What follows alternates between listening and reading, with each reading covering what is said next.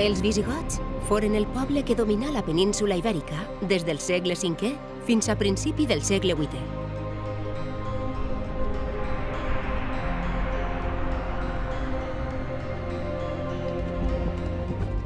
Aquesta etapa sovint queda diluïda per les dues cultures que la precedeixen i la segueixen.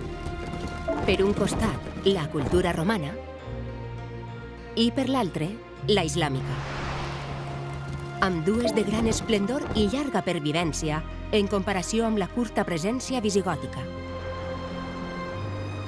Foren un poble germànic que formava part dels gots junt amb els ostrogots, procedents de la zona bàltica. Feren una migració que durà segles fins a la península ibèrica.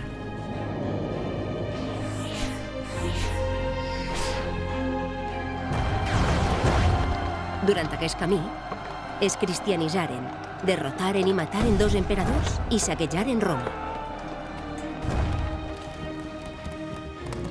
La relació amb l'imperi romà fou canviant, des d'enemics fins a aliats de Roma al final de l'imperi romà d'Occident.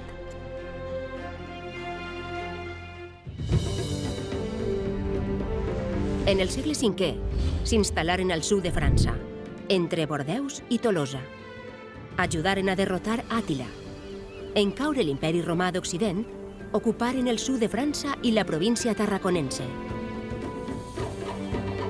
A principi del segle VI, derrotats pels francs, arribaren a Hispània al voltant de 150.000 visigots que suposaven entre un 3 i un 4% de la població total de la península ibèrica, calculada en 8 milions.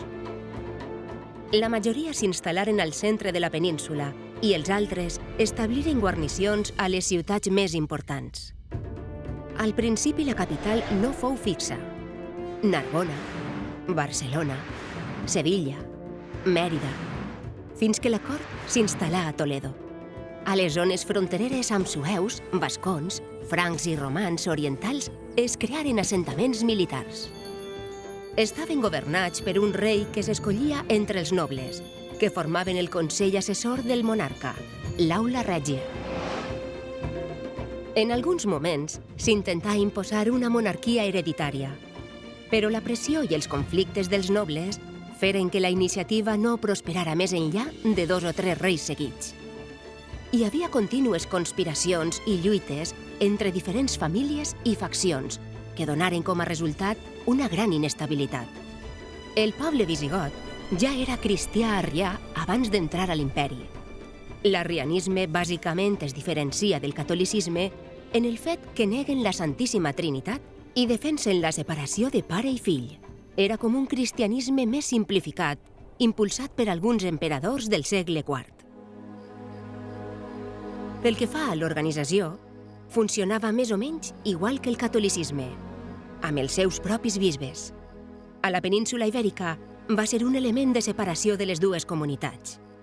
A les ciutats més importants solia haver-hi 2 bisbes, el catòlic i l'arrià.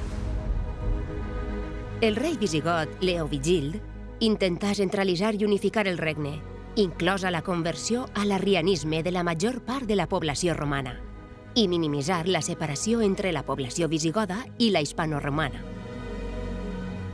Ell no ho aconseguí, però el seu fill Recared sí, a la inversa. Es convertí al catolicisme amb la mateixa finalitat que el seu pare.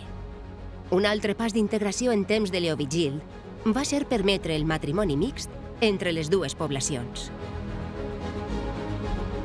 Al nostre territori, la presència visigòtica real sols es manifesta a partir de Leovigild i per motius conjunturals greus, com la invasió de l'Imperi Romà d'Orient i la instauració de la província d'Hispània a Cartagena.